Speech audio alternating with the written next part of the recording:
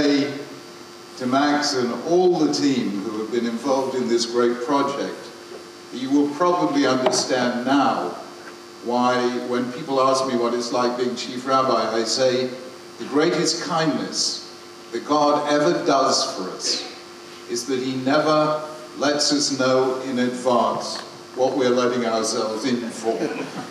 But I have to say, clearly and categorically, that I have never seen a school built with more imagination, with more love, with more collective involvement of lay leaders and professionals, of young and old, because the pupils themselves had a share in designing the school, and of course between Jews and people of all faiths and none. I believe that the best way of all of binding people together into a sense of community is to build something together. That does more than anything else. And I say with deep emotion, I am humbly proud to be part of a community that can build something like this.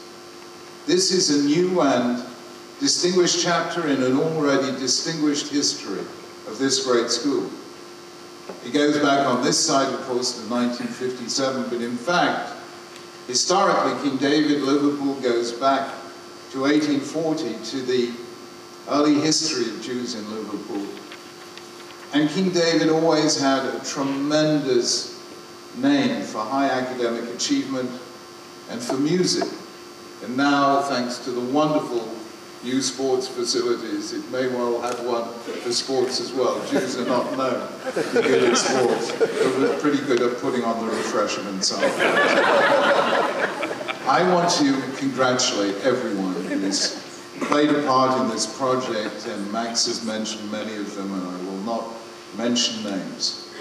But I do personally want to single out one person, not in that way diminishing the contribution of anyone else, because it really has been a team effort, but I do want to pay tribute to Max Steinberg.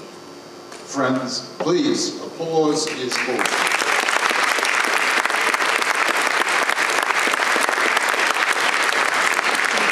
Max has driven this project with his unique combination of energy, vision, and force of personality. Never have I seen sheer efficiency combined with such overwhelming charm in my entire life. It's a unique combination, and therefore I say to you, Max, and to all who have worked with you, the Talmud singles out one person for special praise that it gives no one else in the whole of its multi-volume and massive text, and that is Yoshua ben Gamla. Yoshua ben Gamla was a man who lived in the 1st century of the Common Era. And what did he do to merit the highest praise of all? He built schools. All of you have been involved in that great work, and may all of you be blessed. Friends, yesterday we read in our synagogues Parshat Vayera, that wonderful story in Genesis chapter 18, which begins with the story of Abraham, the first Jew, and indeed the birth of the first Jewish child. And it's a very interesting question. Why did God choose Abraham? Abraham must, by any standard, if you look at the internet, at the 100 most influential people who ever lived, you find all sorts of people, Gutenberg, Newton, Einstein, you name it. But actually, one name is missing, who by any accounts must have been the most influential person who ever lived, and that is Abraham. And Abraham is today counted as the spiritual grandfather of 2.2 billion Christians, 1.6 billion Muslims, and a few Jews. And the question is, how did he do this?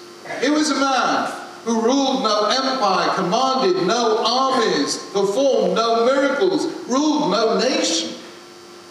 What was special about Abraham? And the answer is given in yesterday's reading. God says, Ki yadati, I have chosen him, Laman asher yetzav et banav et beito acharav, so that he will teach his children and his household afterward, V'shamru derech Hashem, that they may keep the way of the Lord, la'asot tzedakah u'mishpat, doing what is right and just. Abraham's greatness was that he was an educator. He cared for teaching. And that is what made this one man and his wife Sarah the most influential people in all of human history.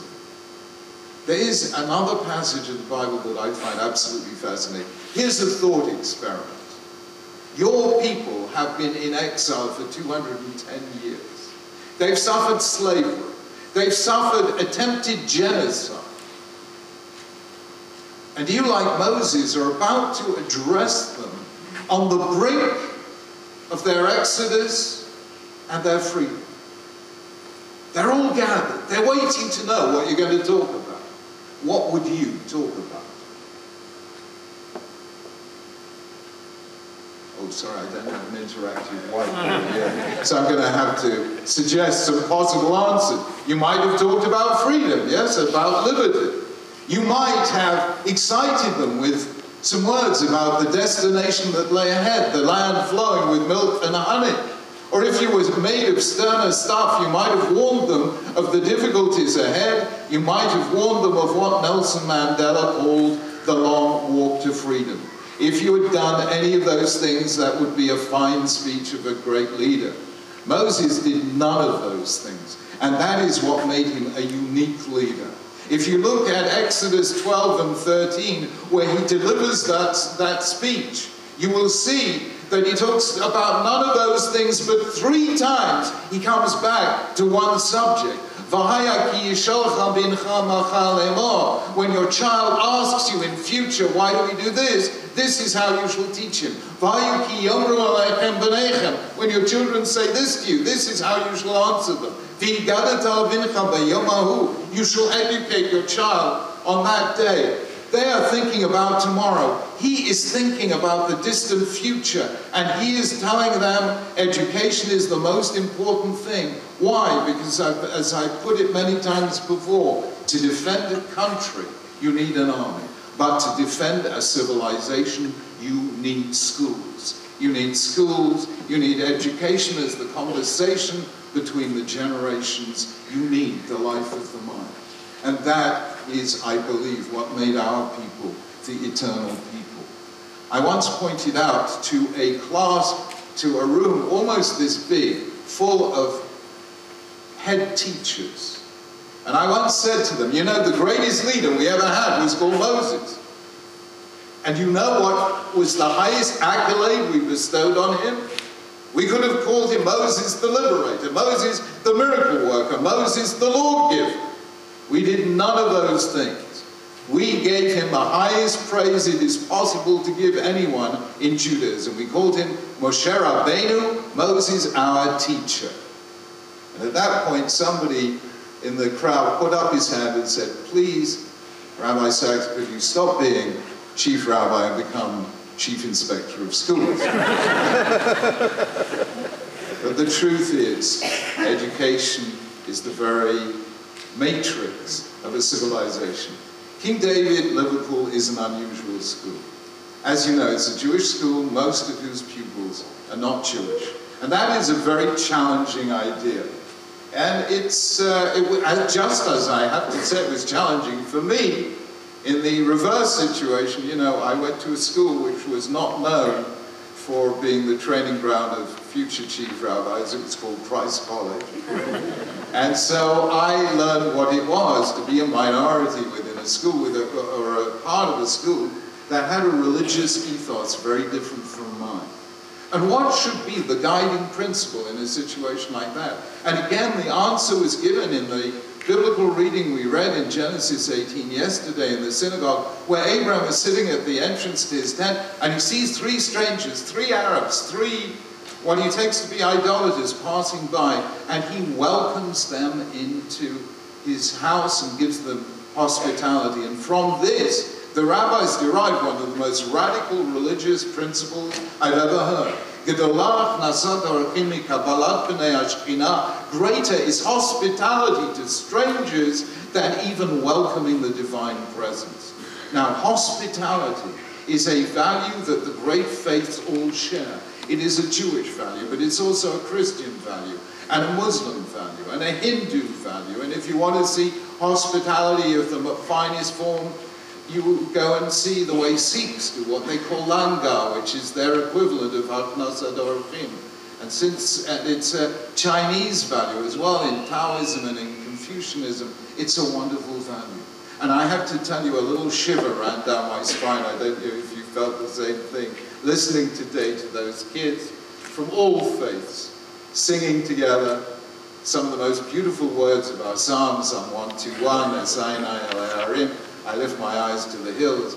You know, Martel from Psalm 132, how good and beautiful for brothers and sisters living together. And all I can say is I was very proud to see one of my sentences written up on the wall there, slightly misattributed, I have to say. It's down there as a Hebrew proverb. Well, it's nice when something you say becomes a proverb. But I think it says, if I am not mistaken, the great value that's driven me, that's driven the Jewish people throughout history, and I hope is the ethos of King David of Liverpool. I know is the ethos of King David of Liverpool, which is be true to your faith and a blessing to others regardless of their faith. And do that and we will build a better world. Friends, we sometimes forget how important